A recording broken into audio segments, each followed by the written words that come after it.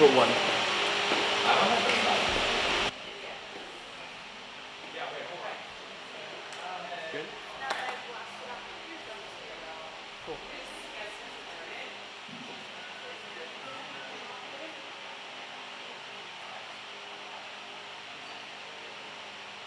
Alright, media folks, let us know when you're ready.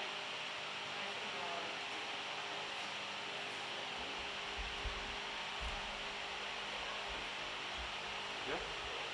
So, what do you do? Or recording?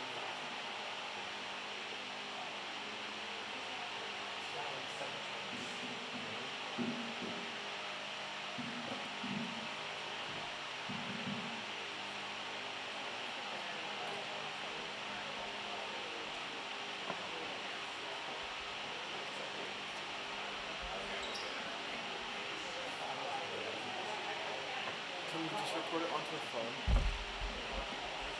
Just record it onto a phone. Are we go? And then you can upload it to your drive. Right? Is that fine?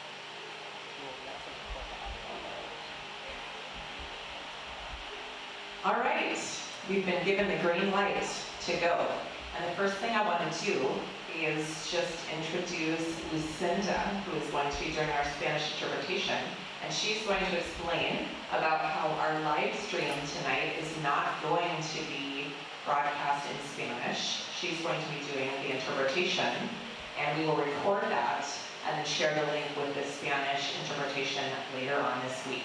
So she's going to explain that now. Buenas noches. No vamos a transmitir este panel en vivo ahora. Entonces, si desean escuchar a este panel, tendrán que hacerlo después en el sitio web, porque habrá interpretación al español. Gracias.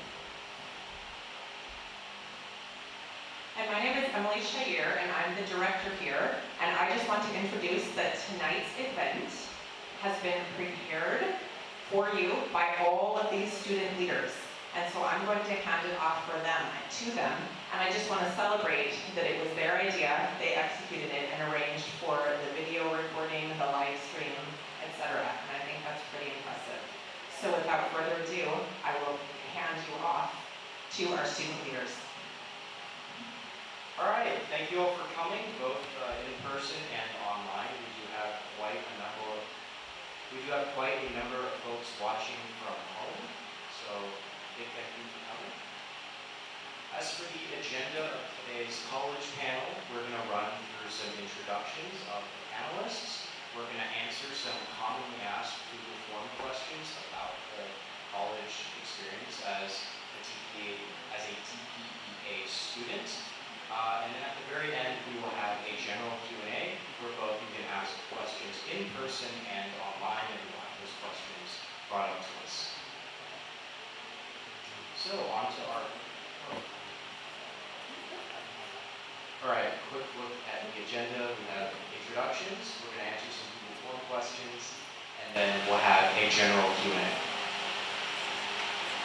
So on to our panelists. Hi, my name is Owen Gloucester. I'm going to be studying internationally in Ireland for computer science.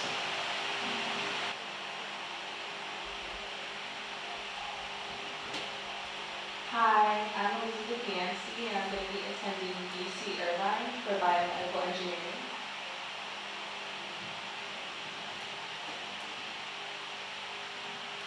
Hi, my name is Sequoia Chamley, and I'm also going to be attending UC Irvine studying education sciences. Hi, my name is Clara Ricky, and I'm going to be studying equine sciences at Colorado State University. Hi, my name is Kevin Ramirez. I'll be going to the Colorado School of Mine for Mechanical Engineering, although I'll also be here to talk about having SBCCS back to school.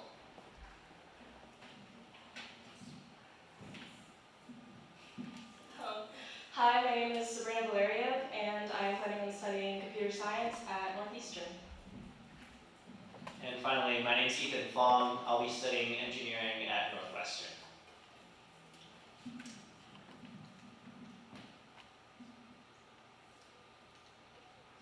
I'm I'm your facilitator, Kyle Yao. I'll be attending UC Irvine as a chemistry major. So the first big question we got was, when does the college application process begin? And so that segues into our next slide, the college application timeline.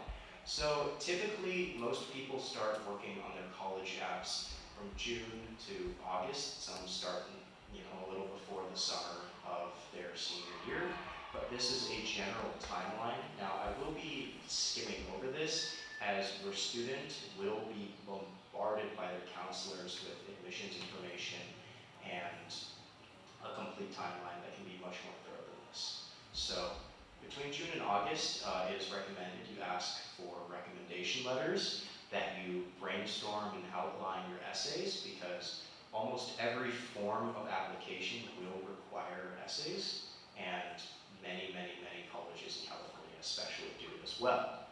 During September, you're going to finalize a lot of your early application essays.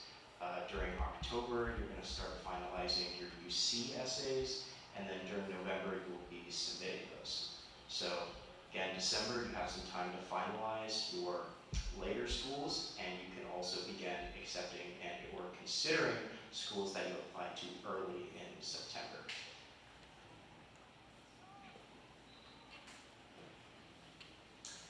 Between March and April, you will be receiving and considering many of your regular decision acceptances. During May is a pretty big month for actually inputting those acceptances and letting colleges know where you will be attending. So yeah, and then after May, it's pretty smooth sailing. Just enjoy the rest of your senior year. And on to the next question, what are the different types of applications? And so there are 4 types of schools, each with their own separate types of applications. So you have the UC schools, which are also state schools. You have public schools, and you have private schools. So private schools use either the Common App or individual college applications. So for example, many schools will use the Common App, such as Stanford or Colorado State, but some may use their own individual applications. You also have state applications, which some use Common App, but a lot of the California state schools use Cal State Apply. The UCs use the UC application, and international schools typically use their own forms of application, and also SBCC. SBCC has its own application as well. And with a little bit more information on the application process to private schools, I'll hand it off to Ethan and Sabrina. Yeah, so very generally, for most of the private schools, you'll be submitting the Common App. And one thing you will submit for all the schools is the Common App essay, which is just one really large 650-word essay about kind of any topic that you're choosing. And then after that, you'll submit all your stats, your GPA, some of your awards, and then also some of the schools will ask you for extra essays or stuff like that on the Common App website. Yeah, and those extra essays are called supplementals, and basically depending on which school you're applying to, some will have many, some will have none at all, and you'll just have to submit the Common App essay, and that's really up to which private school you choose to apply to. But the Common App makes it quite easy to apply to most schools, all on basically one website. Where it can get a little tricky is when private schools have their own application portal, where you have to go through their website, create your own account, and fill out their personal application that they have tailored for their school.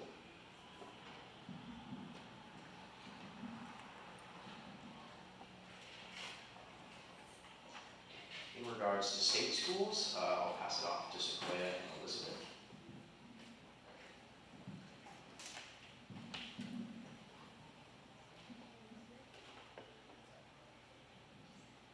So for the UC process, you go through that UC application, and there's 8 prompts that you choose 4 from, and you do the writing for 4 of them, and then that's like the main essay questions, and then the other ones you just implement like your school activities and other things such as, yeah. Yeah, so the UC application is a combination between your grades and GPA, your activities and awards, and basically all your accomplishments throughout high school.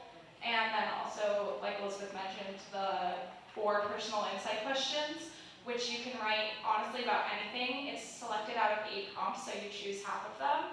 And you can write anything academic, you can write anything personal. There's a lot of variety, which is nice. And it's kind of similar to the Common App, except it's a lot less words. I think it was 350 words. So it's a little bit more condensed, but you definitely can say all you want in 350 words. I'd actually just like to add something to the UC application. I don't know if most of you know this yet, but they aren't taking SAT scores or any type of test scores, and they also do not take letters of rec.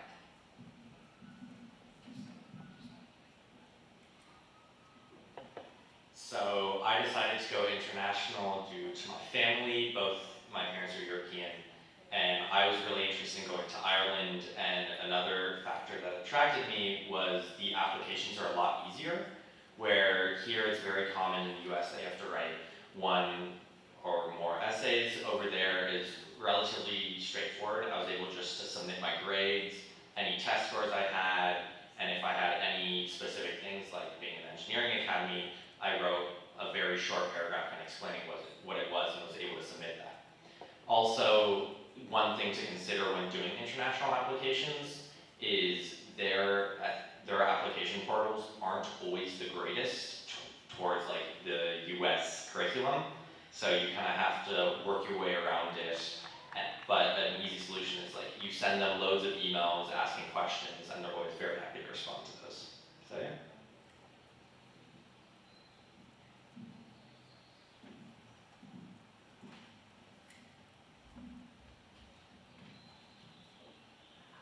All right, so if you decide to go on to SBCC or some other CC and get your free 2 years there, essentially what you're going to do, if you've been a dual enrollment student, you actually are somewhat familiar with this process. On the SBCC website, you can apply to SBCC. The only difference between dual enrollment and actually moving on to college is that this time you're going to be applying as a first-time college student. From there, we actually have many events on campus where the counselors and people from SBCC are going to be guiding you throughout the entire process. Really all I want to know is your demographic information, your intended majors, and whether you plan to transfer to another university after your time at SBCC. You're going to go through student orientation here at DP if you decide to go, and as well as course planning, so they can help you get the whole plan figured out.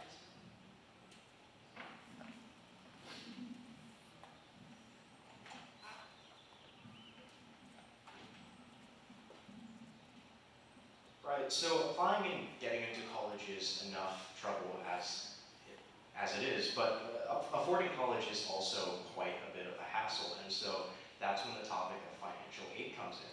So typically students will apply to 3 forms of financial aid, and that will be the FAFSA, different types of scholarships, and various loans. So the FAFSA is something that almost every student that wants to go to college will submit. It is a government-based form, and it takes in both parents' income, your housing situation, and your sort of immediate family that you live with, and it gives you an estimate that they also send to schools that they expect you to contribute to college, and that will vary depending on the price of the college that you go to. And so, next up is scholarships. Big scholarships that almost everyone at DP applies to are the Santa Barbara Scholarship Foundation Honors and General applications. Those will give very, very generous amounts of money to Santa Barbara students. And so another medium of financial aid comes through loans. You can get loans through private entities, but typically you will get them through the school that you apply to. So after you get accepted, they will then send you, typically they will send you an email from their financial aid office, and they will say, this is the amount FAFSA is willing to give you, this is the amount our university will give you your scholarships, and then there will be another portion that the university is willing to loan you. And so the nice thing about university loans is that they're often very, very low interest, and for many UCs, a portion of your loan is interest-free during the time you are a student on that campus. And so I will have everyone on the panel just give one piece of advice about financial aid. So I applied to school-specific scholarships internationally, and that process was, they gave me a list of questions. I believe I chose 3 out of the 5 they offered, and within 2 weeks I received a response on how much I was getting yearly. I would say a big thing is just discussing with your families whether or not like you can afford certain colleges or not, even with loans or not. Just having that discussion of like what you're able to afford and like how many loans do I think I will have to apply to afford college is a big talking point, because you don't want to really like give up on your dreams college because you didn't have that conversation before you started the college process. Yeah, something I would recommend is definitely look into school-specific scholarships, because sometimes private schools that you're applying to have their own scholarships that you can apply to as well. And if you get in, they will give you the financial aid if you get into that scholarship. Or merit-based scholarships. For example, getting into Northeastern, they gave me a scholarship of about $10K per year. And so did many other schools that I got into. With school scholarships, I think you should apply to as much as you can, just because you just want to get as much money possible, and I feel like that's very helpful. And then as well as like most of the scholarships I applied to, they ask you the same questions in like the sense of like activities you've done. So I think it would be very helpful to just keep track of like what activities you've done and how many hours, and your GPA, like just write that down in a safe like notes app. That would be very helpful. I know for me when I was applying to schools, one scholarship that I came across was the Louis Scholarship, which is for Western undergraduate states, something like that. But it's essentially Western states that have all collectively agreed to like give out a sum of money for people who are in neighboring states, if that makes sense. So like Oregon, Washington, Colorado, some of the other schools in between like us and California, where just for applying they'll give you money. So I got my tuition cut down by a third simply for applying to my school, or applying to both schools. So that's another thing I would keep in mind, is just researching the types of scholarships that are out there. Yeah, and going off of that, there's a lot of scholarships that are really tailored to you as an individual. A lot of people think that scholarships are just merit-based or need-based. There's also ones, like I applied to one based on my bank, like I'm a Golden One member, and so I applied to a Golden One scholarship. I applied to, I'm Jewish, so there's a lot of Jewish scholarships. It's basically, there's a lot for you as an individual, and all of the stuff you've completed and what makes you you. And you can find a lot of scholarships and a lot of help for college just based on who you are as a person. I pretty much did exactly the same thing as Eli. You really just want to apply to as many scholarships as you possibly can if you're going on to a public or private school. So yeah, make sure to apply to as many as you can. Your counselors are always help you find some, and they will always tell you, really the goal is to try to find enough scholarships that loans won't be an issue for you later on. And if you decide to go on to SBCC, you do get those 2 free years. But remember, still fill out the FAFSA, still apply for other scholarships, because SBCC covers the price of tuition and attendance, but that doesn't cover other things like housing and food. And so you still need to think about that when you're going on to SBCC if that's what you decide. One other thing, it's important to note that there's also scholarship opportunities once you actually get into college. A lot of colleges will offer scholarships based on certain education programs that you can apply to after that college has accepted you. And then there's also like, the Santa Barbara Foundation one. So there are lots of options.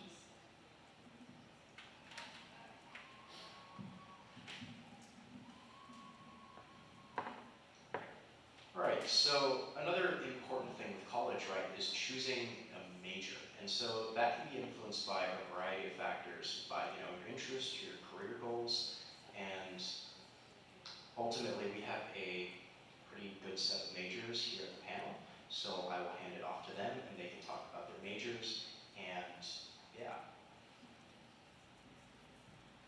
So I've decided to study computer science for one main reason, which is just the variability of jobs I can achieve with it. So I can, if there's a certain aspect of like environmental science that interests me, I can go into researching data on that, or if I really just want to go make video games, I can do all that. So for me, what really attracted me to computer science was just having so many options open to me.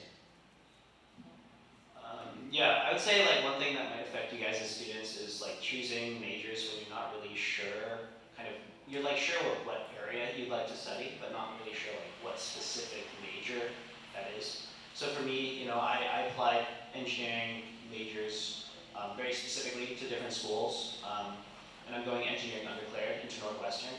But a big thing is if you want to go into engineering, if you want to go into a specific section of majors, please apply to that section of majors because you can't transfer out of, it's very hard to transfer out of like things like the College of Letters and Science to the College of Engineering or vice versa. Yeah, I would have to agree with both Owen and Ethan. Since I'm also studying computer science, I chose it for the variability, and I just really enjoy working in software. And agreeing with Ethan, you definitely, if you have an interest in that subject, you would want to apply to that college, because most schools have separate colleges for their different groups of majors.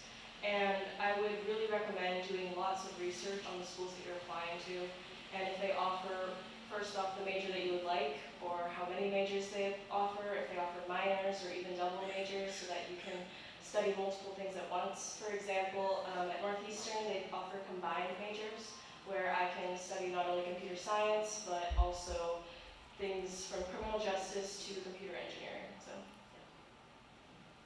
My major is biomedical engineering, and I came to that conclusion because I've always loved the medical aspect of everything, I guess, and then the engineering kind of brought in with the engineering academy.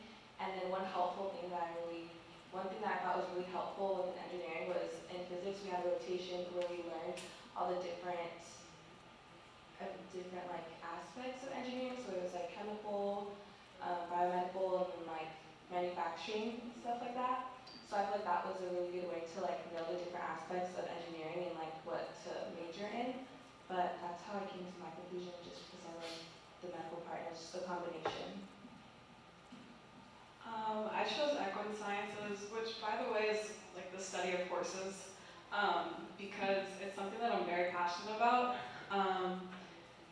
I've worked with horses since I was 12. I currently have 3 of my own, so it's just kind of something that I know I'll go into and I'll enjoy studying. One thing I do want to say is I think it's really important to embrace not knowing what you want to do. I'm very confident about my major, however, I've also considered double majoring or minoring in psychology or sports medicine, and then I'm currently getting my EMT license, so my brain's a little all over the place, but one thing I know for sure is that I want to know more about horses, and so you can dedicate your undergraduate years to something you're really passionate about and still go into another career in the future, especially during graduate school. I remember meeting an ER doctor who studied history in their undergraduate and then went on to become a trauma doctor. So undergraduate is really your time to kind of explore yourself and learn what you're really passionate about, because as long as you take those classes that'll set you up for graduate school, you can have basically a degree in anything.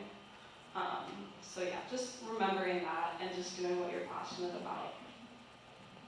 I will be studying education sciences, which is basically, I want to go into the education field when I'm older. I don't know what field yet, so I plan on double majoring in either history or English, so I can be a high school English or history teacher.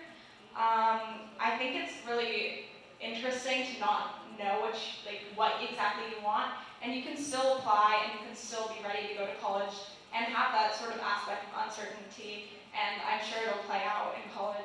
one way or another. Also, I'm not studying engineering or anything in the STEM field. I'm a Bachelor's of Arts.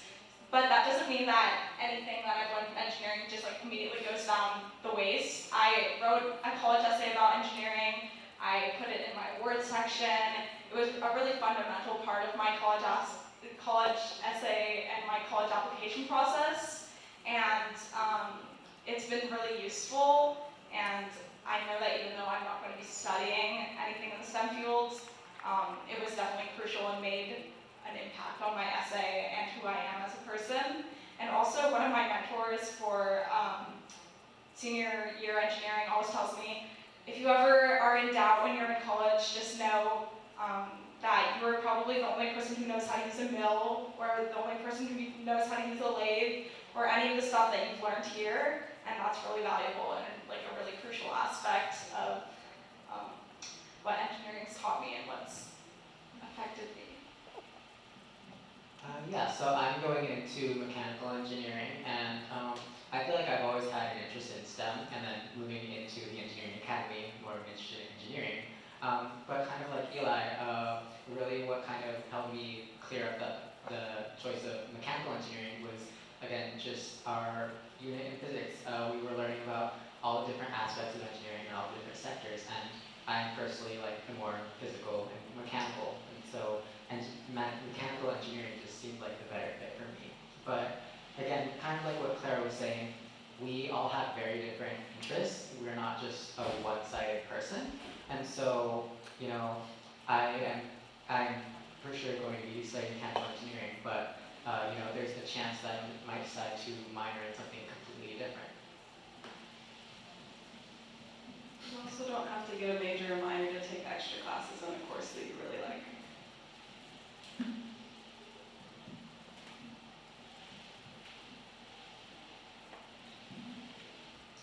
So backtracking a little bit from actually getting into college, something really important is to consider actually what type of colleges you want to go to and the actual colleges themselves. And so a way you do that is creating a college list. And so I will have everybody run over their college lists or just a small sample of the schools they applied to and why.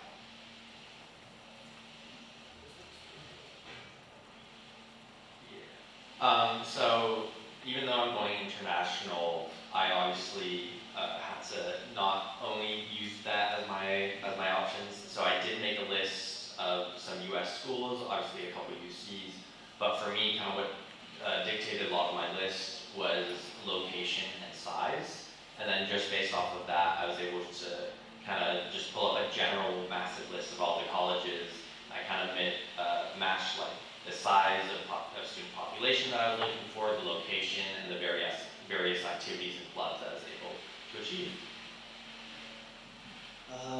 My college list was very unbalanced. I think I applied to like 20 plus schools, which is not a great thing for your mental health, but I thought it was kind of worth it for me to try and reach for some things like the Ivies, and ending up at Northwestern, top 10 school in the U.S. is a really good outcome for me. But I would say, you always have to remember balance. So for me, even I did state schools like SE, SU, all the UCs, and I had SBCC as a backup plan as well. So I would say, especially if you are reaching, it's still important to cover your bases, get some targets, and get some safeties in there. Yeah, I would have to say I had a pretty similar college list.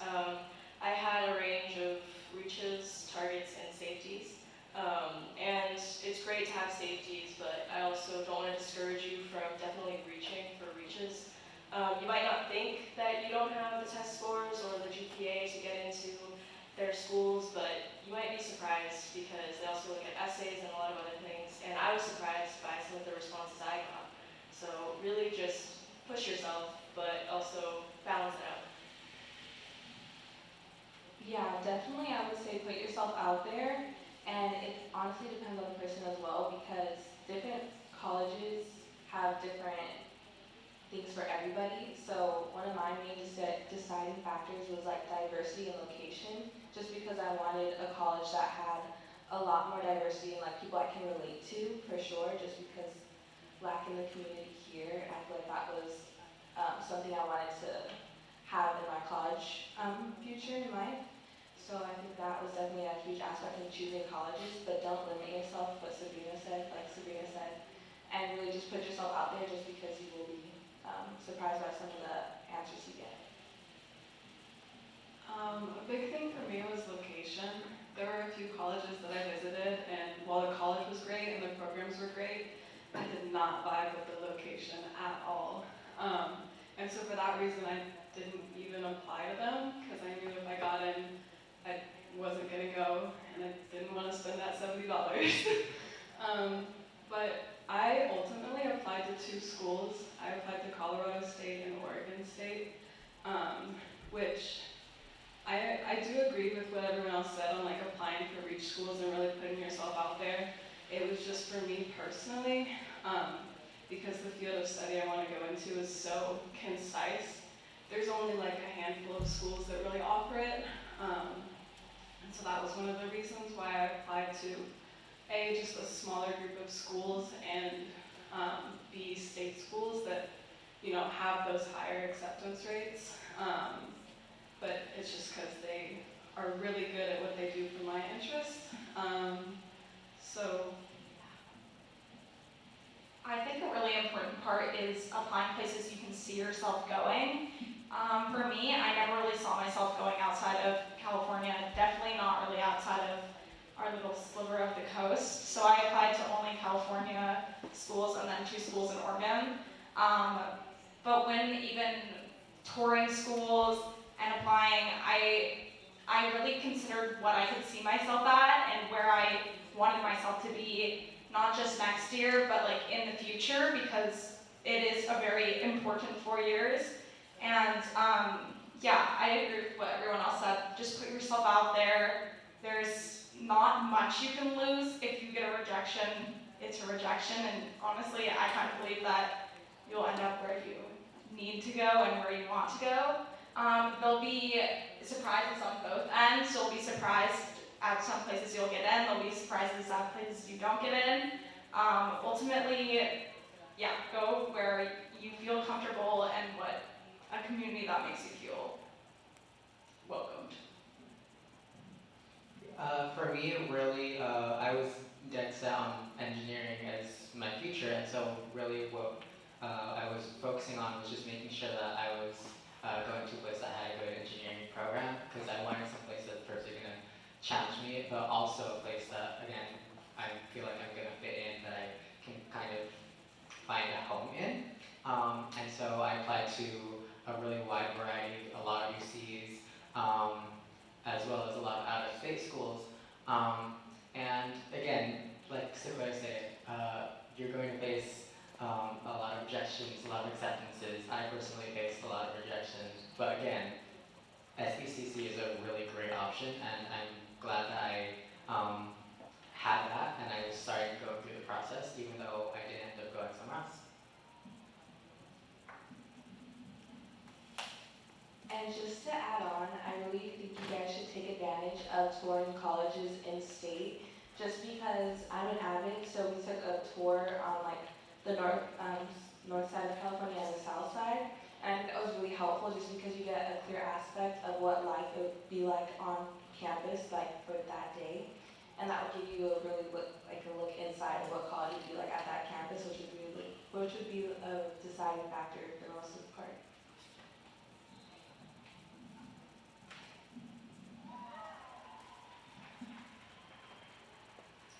All right, next up is the topic of your statistics as a student. So GPA, test scores you took, or the tests you took, and to an extent the level of scoring you received on those, and then also a little bit about extracurriculars. So we're going to have everyone go over sort of how those student statistics impacted their college application process, if they would like to give some insight into the tests they took, and we'll also talk about a few extracurriculars they did that helped them stand out in the college admission process.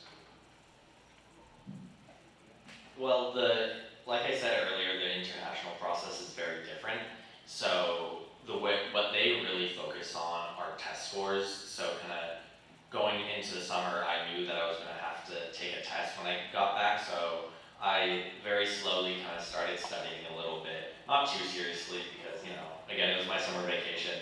But when I got back, I was like, okay, I know on the Irish colleges' websites, they had very clear test scores of what they wanted, especially from major by major. So for me, I was able to see, okay, for computer science, they want me to hit a certain mark.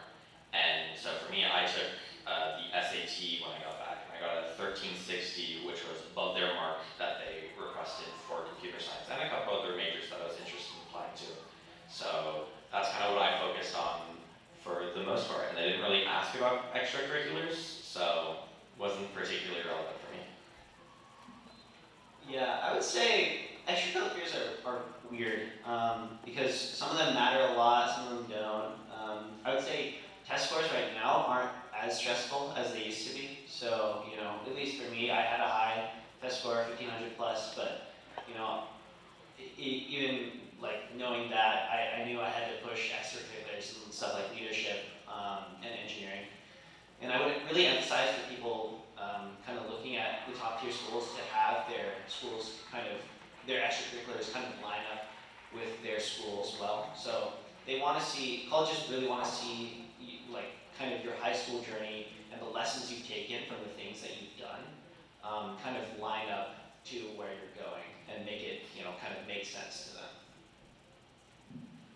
Yeah, adding on to what Ethan said, extracurriculars become really important in the sense that what you've done should really reflect what you're passionate about and what you want to go into in college. And of course, you don't need to be decided in college, but when you express in your essays who you are, it would be best if your extracurriculars really also express that.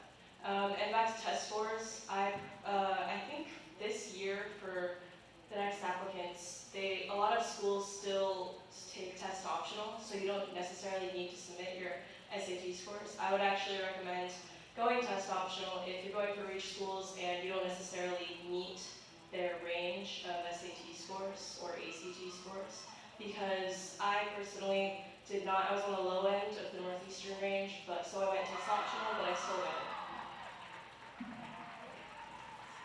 For extracurriculars, I would say definitely get involved just because I feel like that plays a huge aspect because colleges love to see how you're involved in your high school and like what you can add to the community.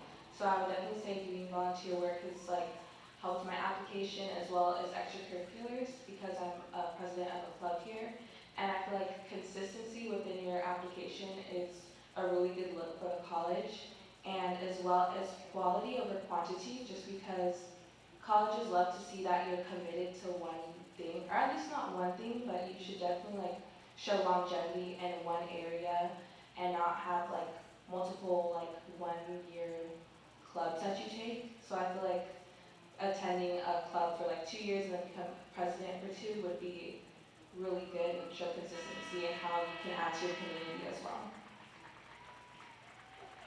So for me, I personally do not test well. I was not happy with my SAT score, and so I chose not to submit it. But my extracurriculars tend to be pretty strong. Going off what Elizabeth said, I have been volunteering at the same organization since like 8th grade. So just keeping that consistency and kind of working your way up from there. You know, you start off as a volunteer and then you kind of work your way up to maybe more leadership opportunities, and then, I mean, for me personally, I became a team captain after a few years, and then I ran one of their summer camps. And so really just like using the extracurriculars that show the colleges who you are is what I would say. Yeah, I don't like test scores. Another thing I wanted to add is for AP testing, you can also add that if you want, but I took AP World, thank you. I took AP World in 10th grade, totally bombed that test, never took another AP class until I had to. But instead I took dual enrollment CC courses, which will get you the same credit as an AP test would, assuming you pass, but there's no test involved. So that's the route I went. Highly recommend, but it is kind of, it doesn't work for some people. So it's whatever you feel best, but I do like to always remind people that that option is me personally, I never took the SAT, I never took the ACT. It seemed like a lot of stress, a lot of hassle, a lot of studying, and it just didn't really meet what I was looking for in a school. I was never really looking to go to an Ivy League or a super competitive private school. So for me, it just wasn't worth it to take the SAT. So if you don't have to, and that's not really what you're looking for, I would recommend not doing it at all. As for grades, I had a really rocky freshman year. I received really poor grades. I actually failed a couple classes, which now I feel comfortable talking about because I kind of made up for it, and I went and retook those classes, and I actually wrote a college essay about it, and I'm still going to a very good school that I'm proud of, and so you can have a couple bad grades, you can have even a couple really bad grades, and as long as you make up for it and you show that you're a well-rounded person in other aspects, I'm sure the college admissions review people are not going to see one B or one C and be totally blown away and say, that's it, we're not interested in you anymore. And so as long as you're a well-rounded person in your extracurriculars and your involvement, you will make up for a couple bad grades, and grades definitely do not define you as a person. Yeah, going along with pretty much everyone.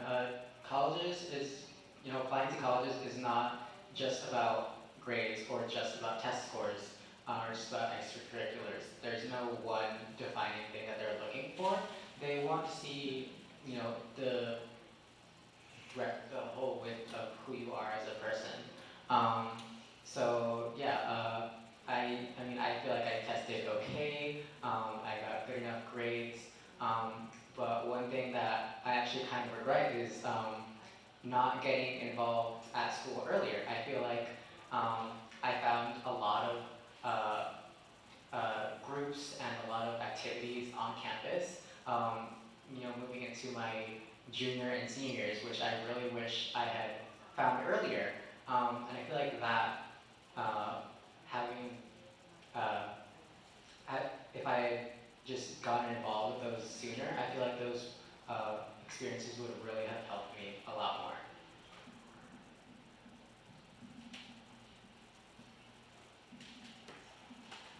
Lastly, I'd like to add that, at least for all the juniors, there's stuff here and there's stuff in your time before you apply to college that still matters, right?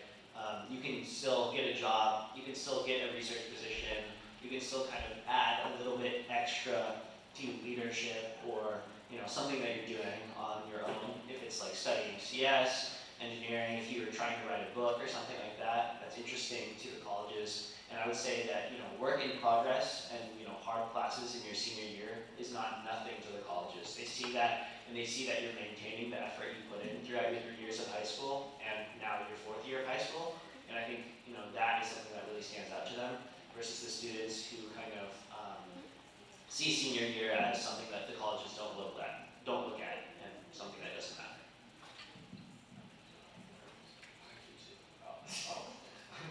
Also, another thing about the SAT and ACT, for those of you who are either thinking about taking it or have already taken it once, is don't be afraid to take it a couple times. I think I took the SAT 3 times, and because some colleges do accept super scoring where it's they'll take the best of the your best math section, your best English section, and that becomes your new score. So I definitely recommend doing that. For me, I benefited, my test score only went up. So definitely 10 out of 10 would recommend.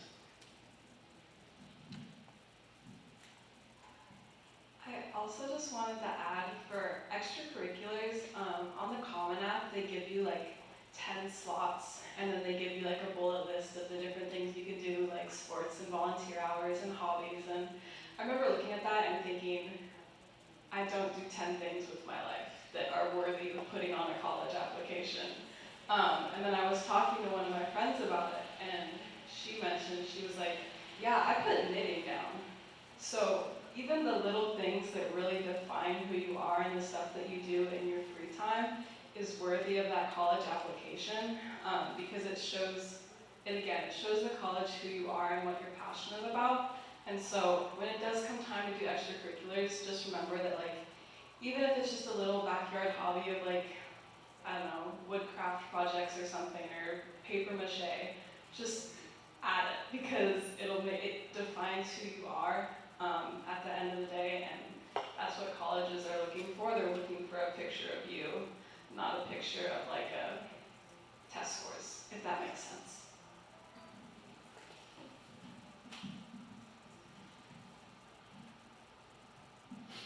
All right, and so on to our next topic of letters of rec. So while I believe it was Sabrina who mentioned UCs, which are a very, very common choice among students at DP, don't take them. Almost every other medium of college application will at least allow you to input a letter of recommendation. And with letters of rec, they really only play to your strengths because they're written by a teacher that you, in most of the cases, have either a very strong connection with or a good relationship with, and that's someone who is obviously going to speak very highly of you. So, on the topic of asking for a letter of rec, I'll pass it down to our panelists again. So I think when you're asking for letters of rec, there's kind of two steps to it.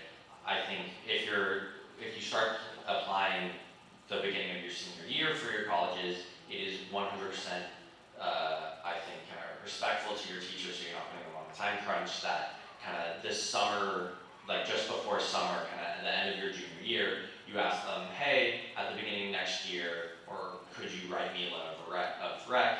They have every right to say yes or no, and I think that's kind of when you're going to want to start asking and start thinking about, okay, what major am I applying for, or like how do they know me, whether it's more on a teacher-student, mentor-student, kind of that style, and thinking what you may be looking for. Also, I would say please don't be afraid to talk with the teacher about like what they should write on the letter of rec. You know, they're their teachers, but they don't know everything about you, and they don't really know what your college application really wants to emphasize. So, you know, personally, I talked with my teachers about, you know, talking about my work ethic and leadership. Those were two things that I wanted to emphasize to the colleges, but they didn't all have all the information about me that they could use to back up that point. So, you know, they know that you're a great person and a great student. They just need a little extra information to, you know, back up their point and back up what they see in you. Yeah, basically adding on to what Ethan said in information to give to your teachers. Throughout the summer, you will also be, at the beginning of senior year, you'll be given the opportunity to fill out a brag sheet on SCORE, which is an account that you'll make for a website that will help with your college applications. And you can send, those will be shown to your teachers as well as your counselor, and it's a great way to just put as much information on there as you can about who you are and things that they may not know about you yet, so that they can really write the best letter of recommendation for you. And then on who to ask, you should ask the teachers that you feel closest to, the ones that you feel know you the best. It shouldn't be someone who's just like of high standing or has a high ranking in society. It's better to choose someone that really knows who you are. On who I asked one of my coaches from basketball. So I feel like if you play a sport and you have a good relationship with one of your coaches, I feel like you should definitely ask them because they'll know much about you. And then adding on to the brag sheet, that's really informational for you to give to the person who's going to write your letter of rec. And I feel like forming a relationship with like a teacher or like a coach or anybody that you respect is really good, just because they'll write something good about you, and just getting ahead of it earlier would be really good to do, just to know who to ask, like at least 2 people you should have in mind, I would say. Letters of rec were a tricky thing for me. I asked a few teachers, but at the end of the day, neither of my colleges needed a letter of recommendation, and I kind of slacked off on the whole thing because I asked them in person, and then they were like, you have to ask me through SCORE, and I couldn't figure out how to do it, so I just didn't. But I do think that letters of recommendation are definitely very important because they kind of back up everything everything you say in your application to an extent. Like everyone said, ask the teachers that you really feel like you're close with and who you really feel like know you. Because you could ask a teacher who, you could ask your freshman year Spanish teacher, but do they really know who you are? And compared to like your junior year, for me personally, it was my junior year sports medicine teacher who just really pushed me to be my best and who I really like developed a friendship with, and not necessarily like that teacher-student dynamic. And so I felt like if anyone could write a strong letter of recommendation about me, it would be him. But yeah, I did not get any letters of rec because figure out how to use SCORE. That's my main advice. Yeah, I also struggled with letters of rec. I thought that for some reason I wouldn't need them and that nothing that I was applying to needed them, so I did need them. And then I realized, oh, there were scholarships I wanted to apply for that need letters of rec. There's college applications that would have been strengthened as they were letter of rec optional, so I decided to include those also. But I definitely asked way too late. I think the Santa Barbara Scholarship Honors Scholarship was due November 15th, and I asked my AIDS teacher probably early November. It was really embarrassing. I walked in, my face was all red. I asked, she said yes, but it was definitely a hesitant one. And I feel like just out of respect of your teachers, and also because it is a lengthy letter they have to write, so for respect of your teachers, and also just saving yourself the hassle and the embarrassment, ask sooner, like ask probably in the next couple months, in the next couple weeks, because you don't have the next couple months.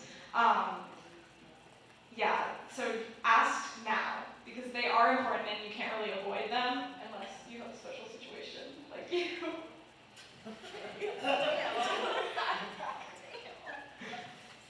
Alright, yeah, pretty much same thing.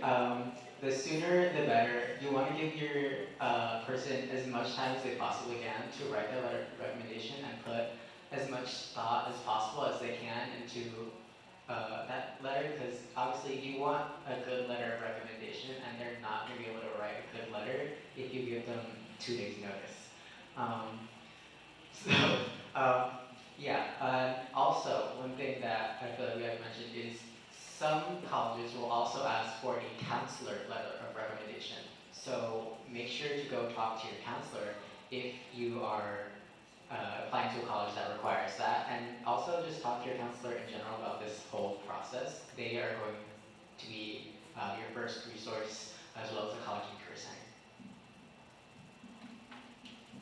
One other thing is that some teachers will put caps on the amount of letters of recommendations to do. They'll say like, okay, especially very popular teachers, like teachers who really get along with their students and really build connections, will get tons of people asking, and so they'll usually cap out at like 20 or something. So that's another reason to just ask early, ask before everyone else asks, so you can guarantee that letter of rec.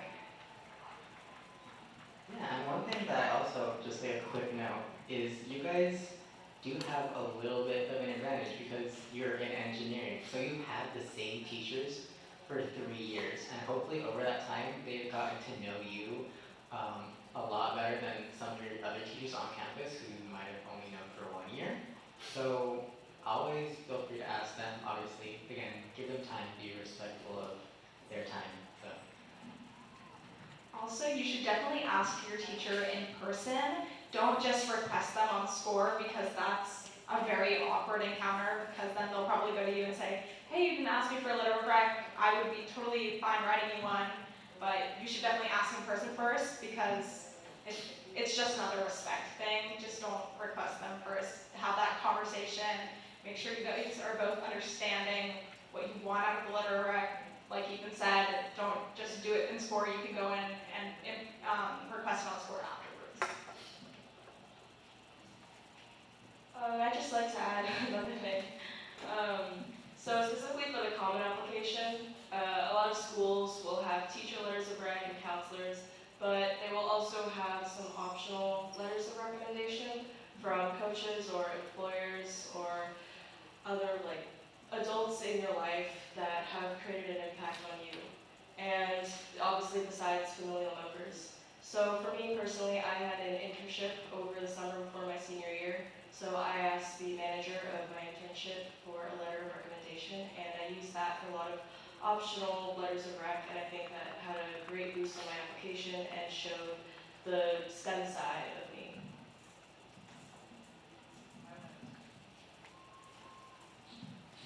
As someone who has written many, many, many letters over 20 years, I just wanted to add a couple of things. I really appreciate all that you have contributed, and I want to just echo, it is very important to ask a teacher in person. That is the way better way to go than an email, or just do it in person. And I also recommend for juniors to do it before the summer.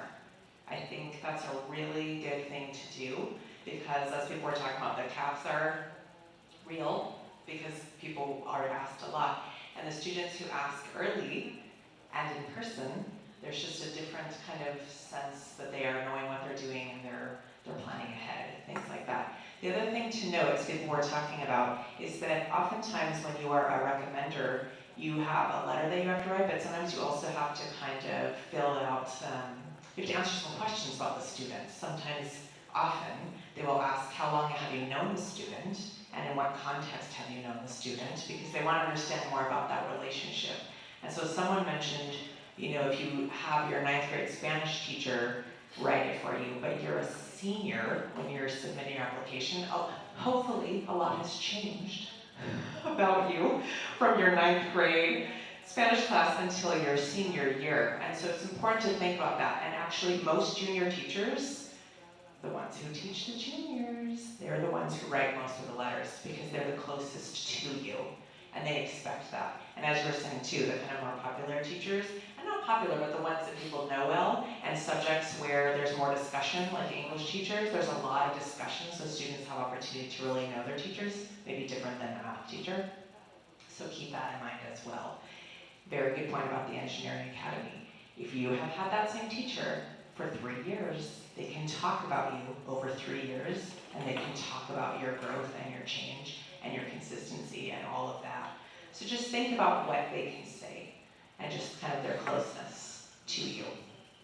That's it for me. All right, on to the next topic. So obviously everybody watching this will be either a DPEA student or parent of a DPEA student. And being in the DPEA, one is obviously an incredibly enriching academic opportunity.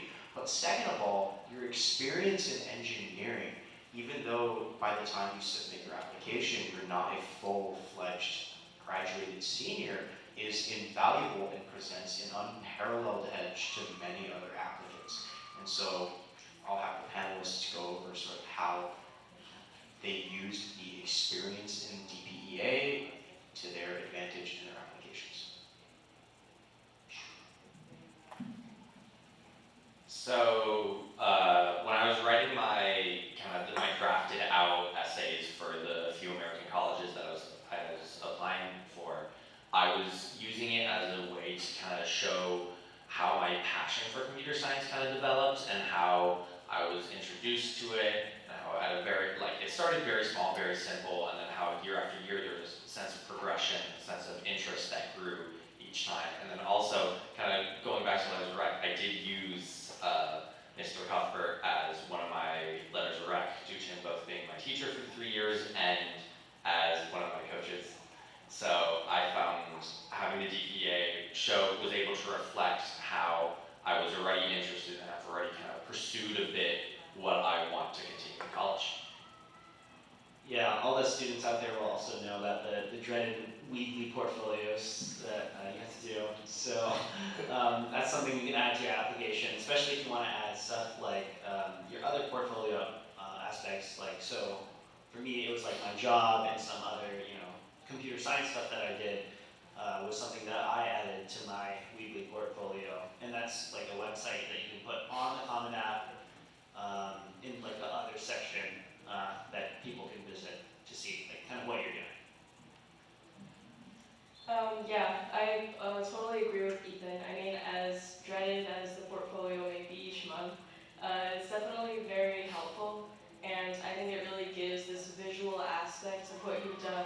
since it's kind of hard to put into words what you really do in engineering, what you've accomplished. So to have those visuals and just a whole area dedicated to what you've done in these 3 years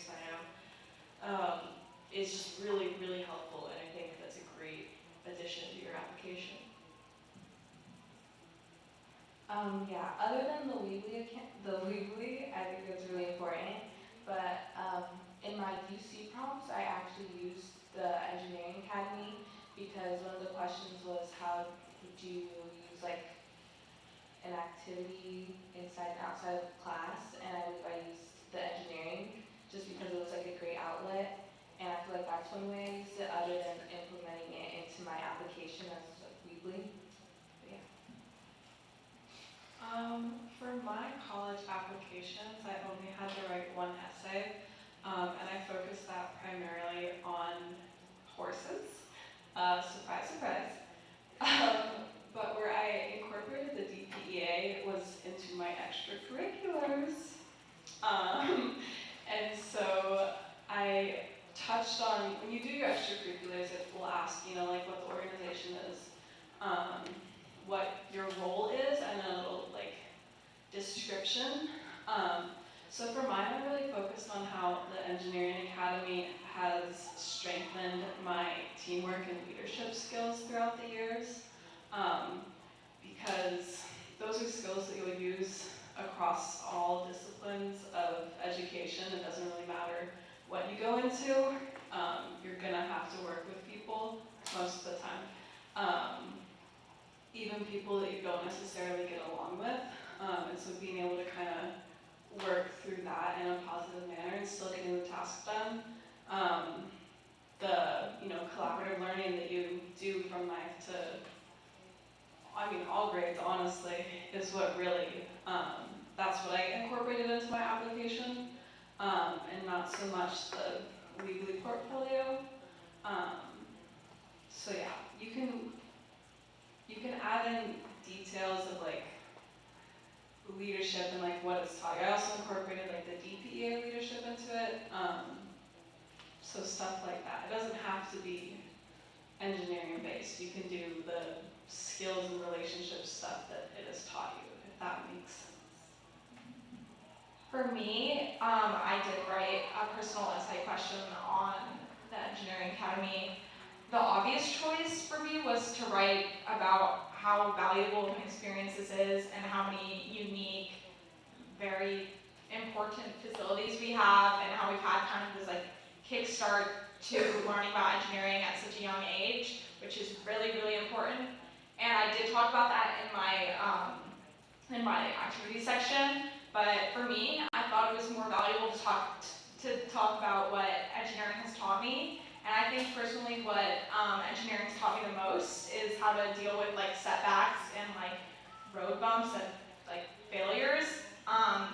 Engineering is obviously not an easy process. There's a lot of like trials and errors. I gave specific instances. I talked about how I spent many months in CAD working on projects that just didn't work out, failed soldering jobs. And I talked about how all of this like real world context like has made me a better person and how it's taught me to deal with challenges. And then I also got that opportunity to work in all the unique experiences we've gotten from these 4 years, which was valuable, and I think it reflected how engineering has like shaped me and shaped my learning personally. Yeah, back to the portfolios. I really wish that I put like a bit more effort into my portfolio, because I feel like that, I had my portfolio done, and when it came time for college applications, I actually didn't submit my portfolio because I just felt like I could have done so much better if I just put in some more time and really kind of worked to make it just a larger body of work and a more all-encapsulating kind of representation of my experience in the Engineering Academy. And I feel like I know that now we're trying to push, to actually have lower grades were under portfolios earlier, and I feel like you guys should really be taking advantage of that because the portfolio really comes in handy, especially even if you don't, you know, um, exactly submit. It's a record of everything that you've done, and believe me, over 4 years, you're not gonna remember every single thing that you've done in the engineering academy. So it's just great to have that, so that you can reference it at least.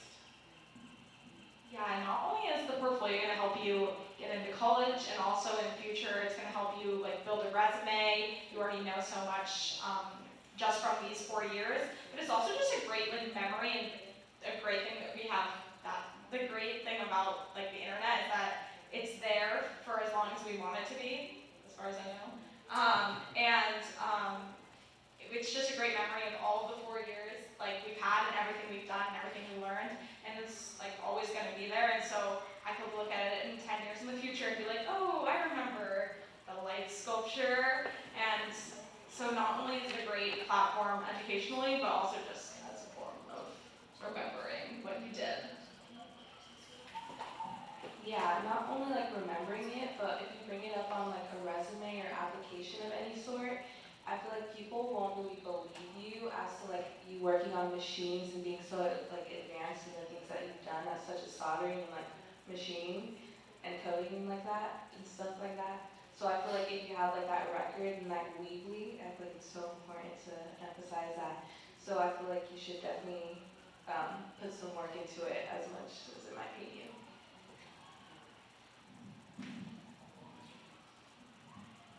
All right, and we are a little crunched time, so we are going to skip a little bit of going into detail about the DPA senior experience, and we're going to segue straight into some of the more common Google form questions that were submitted. We'll have 1 to 2 panelists explain each of those, and then we will move it to an actual Q&A segment.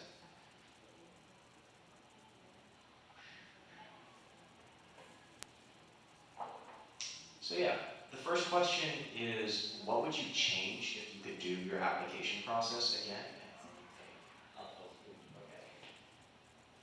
I banked entirely way too hard on the rolling application of my international schools, so I didn't take my options of American schools serious enough. So I didn't really start. I essentially had like 2 weeks till the deadline for like 16 different colleges, and I was like, oh, I can for sure do a college a day.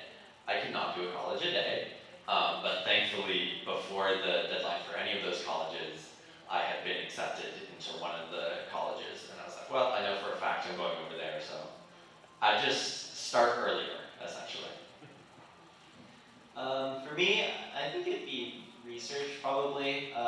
You know, a lot of the colleges are looking for like or they'd like to see like a personal X factor. And for engineering and STEM fields, research is a really good opportunity to show that, because it shows, you know, you're willing to pursue the subjects that you're studying outside of school, even though, you know, your research might not be on the exact topic you're going to be working on in the future. Okay, so on to the next question of what really set me apart from other applicants, or at least what I think did. And I think what really set me apart was that I genuinely showed a lot of passion and interest for my major. In senior year, I joined the software development team, and in last summer, I had an internship for software engineering. So I think just overall, I also expressed in my essays that I had the most interest in computer science. So I think that really helped show my passion. But I think what also helped was that in the programs I was already in, I kind of went above and beyond in what I had already done. For example, in the DPEA, I joined leadership, and I started working with our STEAM outreach program. So I took an extra step to involve myself more. And I think that's what really helped with my application. For setting yourself apart from others, I feel like what would really help would probably be like the volunteer work that you do, and like just showing what you're passionate about, because a lot of people probably aren't passionate about what you are, if that makes sense. So So I feel like if you like do volunteer work in things that you're passionate about, that would really help strengthen your application and set you apart from other people. And one thing to add, if I could change something, definitely get ahead of all the application processes earlier. Just because I'm an avid, so I did luckily do some of the stuff earlier. But I feel like if you don't have that outlet or resource of avid, you should definitely get it started right now. So moving on to the next question. If you don't get accepted into a college that you want, but you do get accepted into any college, you can always go for 1 year and then apply for a transfer. You would just apply to the college that you want to go to come the next year, and then apply as a transfer student instead of a first-year student. You could also go the SBCC route. I know for me that was kind of my backup plan in the long run, because you'll get those 2 years free and then you're guaranteed to transfer to any UC. But if you do want to go out of state, I would suggest just picking the school that'll best be best for your interests in the now, and then transferring. Because a lot of, from what I've heard, like general ed requirements, just completing those. So at the end of the day, as long as you get them done, it doesn't really matter where you get them done from. And that's another reason why the SBCC route is very popular, because you can get all those general eds done, and then you can transfer to a school and really focus on what you love doing for the next 2 years.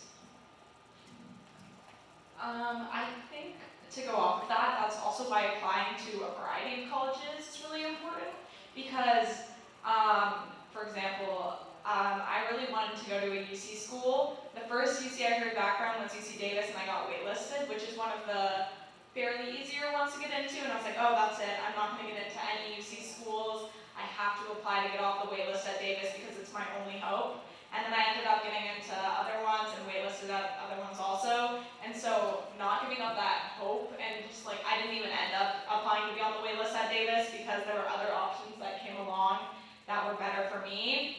But I know a lot of people are trying to pursue the waitlist option or writing appeal letters. Appeal letters are basically where you write the college and you tell them just a different aspect that you weren't able to share on your application, in hopes that you can appeal that rejection or waitlist and you will be offered a spot at that college in the fall. Sometimes they're successful, oftentimes they're not. The same thing goes for waitlists. It's kind of like a bargain. You might want to research different colleges' waitlist acceptance rates if you get waitlisted at them. But you definitely can't count waitlists off because they definitely come when you least expect them. Which kind of complicates your deciding of college. But yeah, it's where you end up is, there's definitely like ways to transfer and ways to figure out where you go. Yeah, and that's again why SBCC is so great. It's again 2-3 years. So I personally faced a lot of rejections from colleges, and in colleges that I did get accepted, looking into them financially just wasn't the best. So I kind of started making plans to go to SBCC while I was still on the waitlist for Colorado School of Mines. So again, there's absolutely no harm in going through the SBCC process. It's going to make your life a lot easier if you do decide to go there, to go along with everyone else as they're going through the process, because now you kind of have to do it yourself, which is not ideal.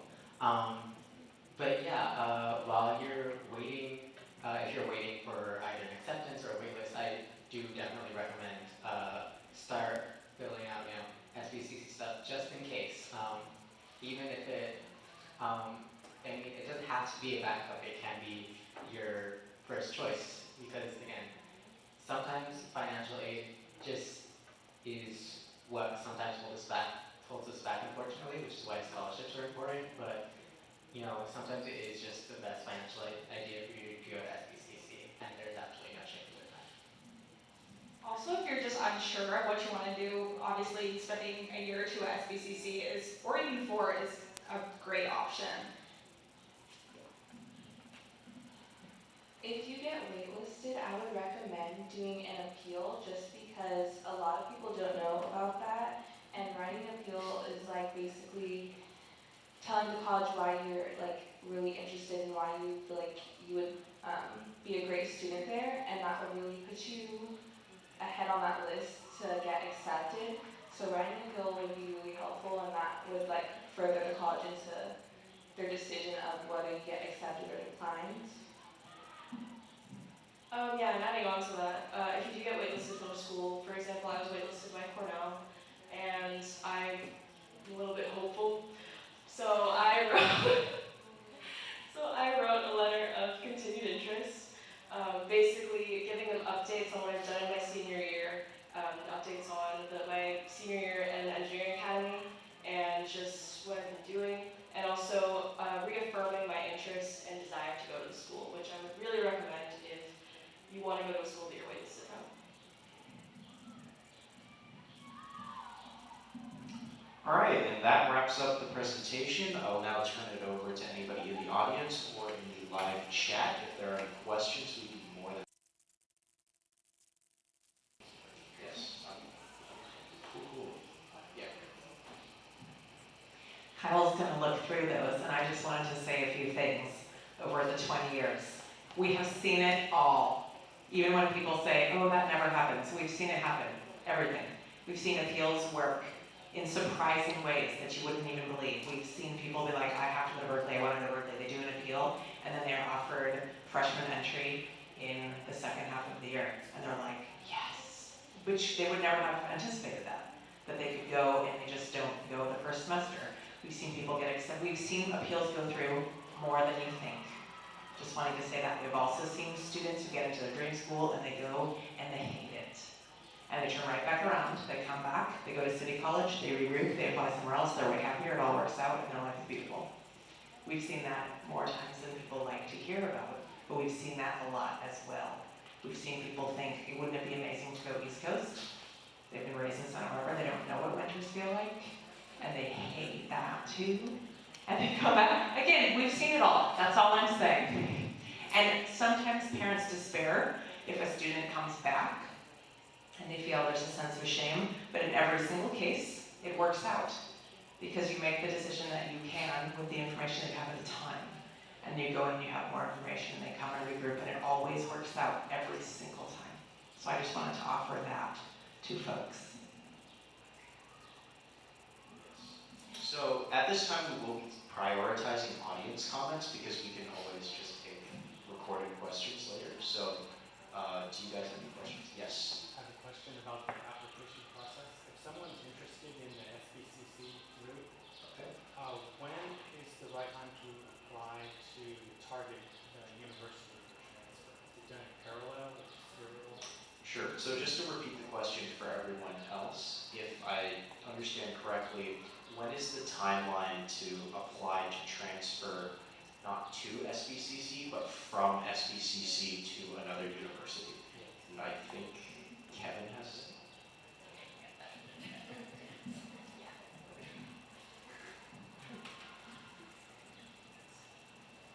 All right, so the question about transferring from SBCC, that really depends. Usually what people do is they go to SBCC, they stay there 2 years, and during that second year, typically before freshman admission, so before seniors in high school are applying, that is when transfer applications are being accepted from universities. Generally, I think it's about maybe 2 months before freshman applications that transfer applications are due. And through SBCC, they are actually a part of a program called where transfer admission is guaranteed. So in some cases, if you do go to SBCC, you are guaranteed transfer admission in one of the universities that is a part of that program. Also, this doesn't really go off that question, but a lot of like a lot of your counselors will recommend you and strongly encourage you to apply to CC regardless. Like you could know you're going to Harvard and you should still apply to CC because you never know what's going to happen over the summer or in the fall. Like you could have financial like crisis or a family emergency and all of a sudden you can't go and attend whatever university we're planning on. And it's better than going to no university because City College is a wonderful option. And so you should apply regardless, even if you know you were dead set on going to a certain school. However, if something like that does happen, please also appeal to the college. You never know what the financial aid officers will give you, especially if an emergency happens, because they really do like you as a student if they've accepted you. Any other audience member questions? Yes?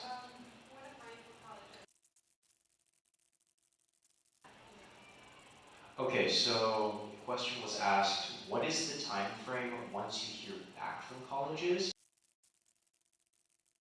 When you have to give them your answer by? Yeah. Okay. That's my follow-up question. Okay, cool.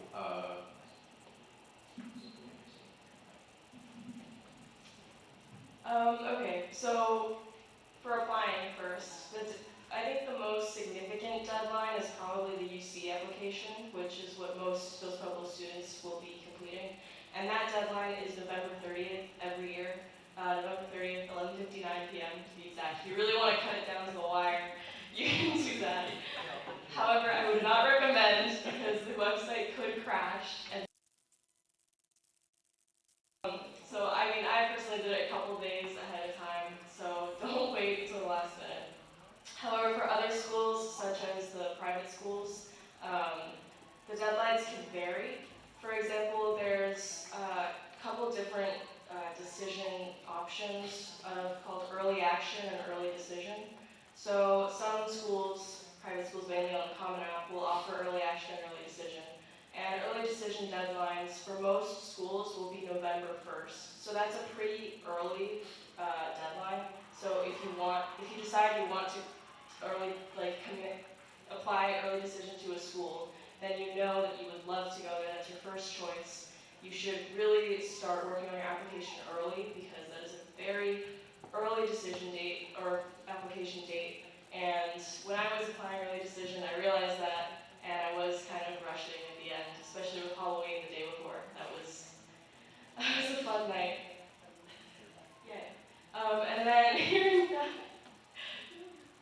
hearing back would mainly be for early decision applicants. That's usually in mid-December, and early action applicants. That's usually in mid-December. They like to tell you early so that you know, because a lot of the regular decision application dates are in January, early January, or mid-January. And those regular decision dates will come back to you usually in March. So late March, mid-March, and the latest is usually by April 1st.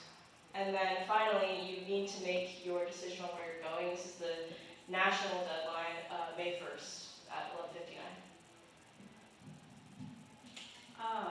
Also, when researching schools, figuring out how your school deals with applications is really important. So for Colorado State, they did it on a rolling application basis, meaning when they got an application, they immediately started reviewing it. And so I applied early action, and on a rolling decision, I got my response back within 3 to 4 weeks. So I know it was before the UC deadline, because I knew I got into my top school, and I was like, I'm not going to apply to any UCs. So I think I knew where I was going by like early November. And so just researching like which schools do rolling applications, it definitely kind of helps ease any stress related to like knowing where you're going, and then really getting like that early application, or getting that response within 2 to 4 weeks of like when you actually submitted your application.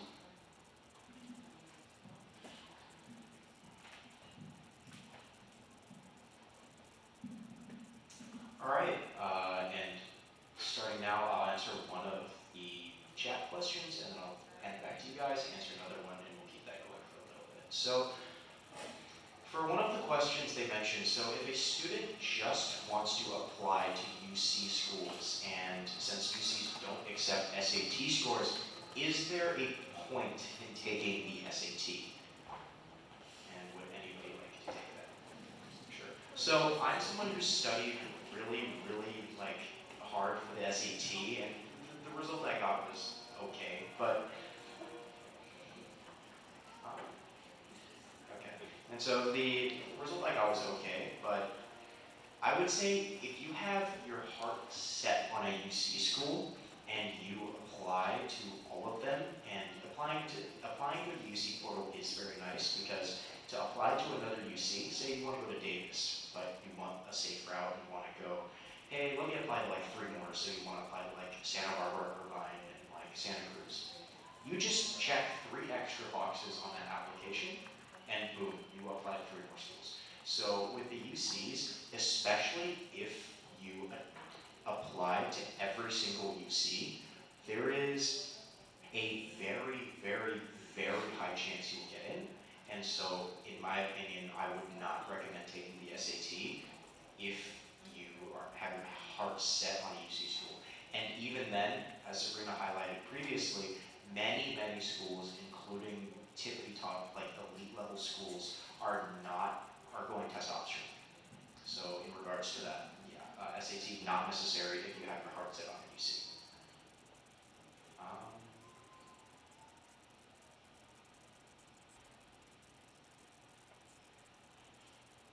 And then another thing the chat highlights is working with college counselors, both the ones at school and actually hired and paid college counselors. How was that experience, and where do you think they helped you most? So if anybody did that. Okay. So my parents got a college counselor for me, and I think for me, I found it very useful, even though I didn't necessarily appreciate it as much as I should have at the time. I'm not very driven personally. I find it very hard to motivate myself, and by having someone like that, it was almost like another class, and it was just apply to college 101. I found it very useful to have someone who's okay, once a month or however often we're meeting, okay, where are we, what do we need to do, here's some resources for you, and personally I found it very useful. If you have the opportunity to have one, I would definitely recommend it. Yeah, so I also hired a personal college counselor to help me with my application. And I think my biggest piece of advice is you don't even need to hire anybody for this, but to just have another set of eyes on your application, whether that be from your counselor at school or from a hired counselor or your parents or your peers at school. I think having another set of eyes on essays and proofreading is definitely a great resource. So since I was in the AVID program, I definitely used that as an outlet, and my counselor, my AVID counselor would come into the class and review deadlines and things to just take note of, as well as scholarships, and I feel like that was very helpful in the application process, just because having that reminder frequently always put me ahead of things and made sure I got my stuff done.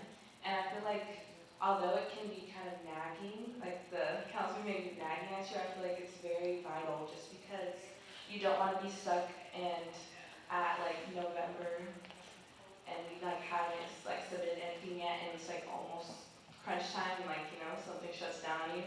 So I feel like just being ahead of things for sure, and I feel like the counselor has really been you should take advantage of that and make your counselor your best friend, just because they're so useful with the many things and they're just so wise and already have that information and just experience on hand of what to do and how to review your applications and essays.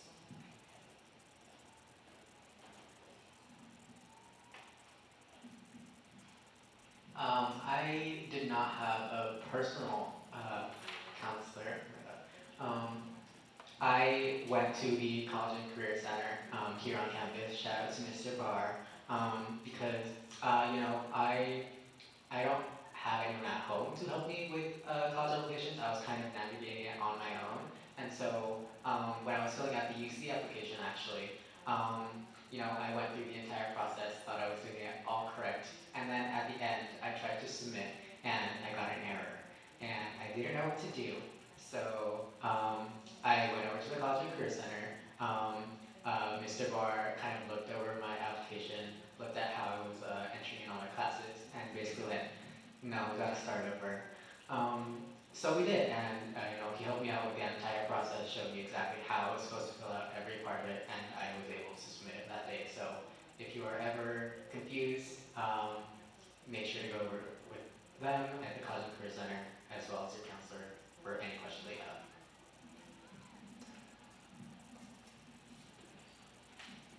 And I'd just like to add that whether it's a hired personal counselor or a school counselor, they've been doing this for years, and they know a lot of tips and tricks and kind of, not really secrets, but just not obvious things about the application that you can totally ask questions about, and they'll let you know.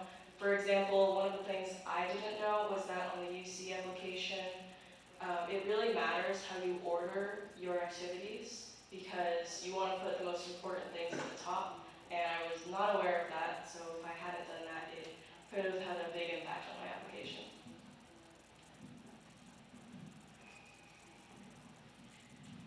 One thing I also wanted to mention is that on many college websites, you can go to their admissions section of their website, and there's actually videos making recommendations about the application for that specific college, where there's admissions counselors. Actually, you can go to webinars, you can go to recorded webinars, and they will actually tell you what to do, what to focus on. So people don't realize that's a resource, and that is. A second thing that parents always like to hear is that you can and you should consider negotiating your financial aid package. A lot of people don't realize that you can do that, and you can do that successfully. Because at the end of the day, higher institutions of education are businesses. And so you can actually negotiate using your financial package from another college and argue for, well, this is how much this school is giving me, can you give me this much? I can't go to the school unless you give me this much money. And we've seen students do that, and it's amazing. They'll just find money for you in like 5 minutes. Because especially depending on the college that you're trying to go to and the major that you're trying to be a part of, they will fight for you, especially if you're arguing hard numbers. Something to be aware of. It's especially effective if the applicant, the student, is doing it. Far more effective than if the parents do it. But that is something that is possible, and I've seen miraculous things happen in those situations. Just wanted to share. Also wanted to mention deferments. Are you guys going to talk about deferments? I can't. Okay, you can talk about deferments. We were also talking earlier, if you get acceptances, and maybe there's something that happens over the summer, maybe a medical issue in your family or a financial issue, you can talk to the college and get a deferment where you can defer for a semester or a year, and they'll hold your spot. Also, sometimes people don't realize that they do want to lean into a gap year, and you can talk to the schools that you've been accepted to and ask, can I hold my spot and come next year, or those types of things. And so I've seen that happen as well. So just to know that that is an option. Do you want to talk a little bit about your deferment experience? Actually, You don't have to. so, just to get technical with it, I believe deferment equates to a similar experience of being on the wait list. I could be wrong. Some colleges word it differently, but essentially I was deferred from UCLA, Berkeley, and Yale, and so all three of those were actually drastically different processes, despite UCLA and Berkeley both being in that same sort of UC institution. So with UCs in general, UCLA is the only UC that actually takes LOCIs, or letter of continued interests, and they have characters, and so they give you 7,000 characters, and you can sort of plead your case again to them. You can give them updates. I watched a YouTube video on how to get off the UCLA waitlist, and a girl was talking about how she just thought, okay, that was the end of the world. She wrote, quote for quote, "God bless America" in the waitlist box, and just got off. In 2 months. So really with the wait lists, the biggest, the most important aspect of writing that letter of continued interest letter, and while the UCs don't take that, many other schools, in fact most privates do, is stating your interest in that school, writing at the very top. If I am taken off the wait list, I will go. If I am offered any status of admission, you know, some people say it does help to say like, hey, I'm not going to argue for more financial aid, or I would just straight up accept. I don't even need time to think. Some people think that helps, other people not so much, but in general, state your interest for the school and be specific. The library, right? I thought it looked like a cathedral, and so I mentioned that, and in my witness letter. And so that's something obviously that, your chances of getting off that wait list are pretty slim, but it does happen, right? And so that's what my whole experience with that.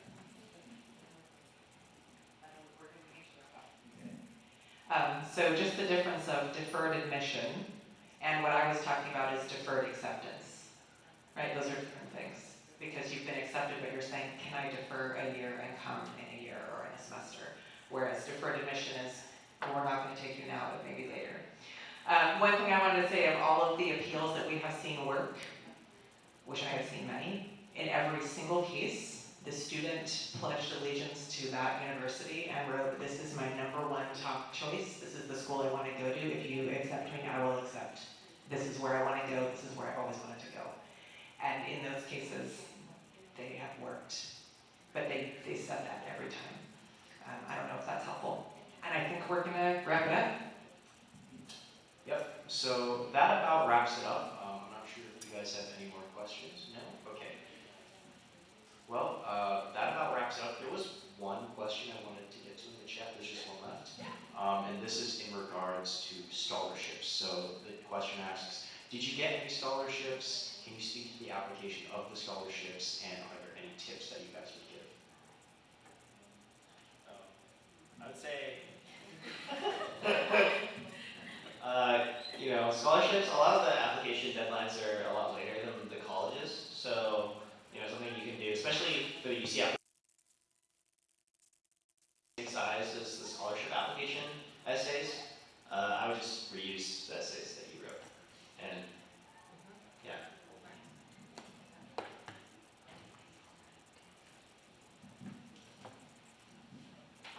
Just remembering that there are some scholarships that they'll just give to you.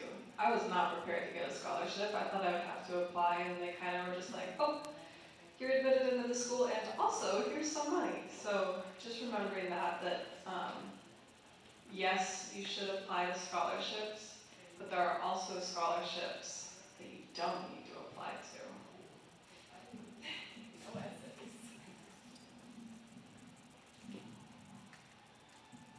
And on that note, we have heard from a variety of students who have said that exact thing, that they just applied to their universities and then they got put into a pile to be considered for different private. And when they inquired, how did they get into that pile? Oftentimes it was because of their experiences that they wrote about in the engineering academy and or their portfolio that impressed people, and it was totally stood out, whether they were a STEM major or non-STEM major. They got put into a different pile because when the admissions counselors are reviewing those applications, there are things that kind of flag you and they kind of put you over here into oh, we would consider them for this scholarship. Maybe it's a memorial scholarship or something from their endowment, from their university. And so any of those types of things, you don't know what they're looking for. And that's what people were saying, go ahead and put in that letter of rec, even though it's optional. Go ahead and put in the URL for your portfolio, even though it's optional, because it may end up tripping something for you, so you end up getting a $10,000 scholarship that you didn't even know was available. And that happens often. I think now we are going to wrap up. Yeah, so that actually wraps it up. I believe we've gotten most of the questions answered and all of the audience questions answered. So again, thank you all for tuning in, both online and in person. Yeah, that about wraps it up.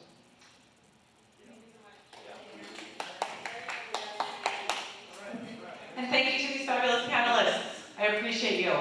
And this will go into our webinar, our live library that we share into the future. And thank you also for our DP Media folks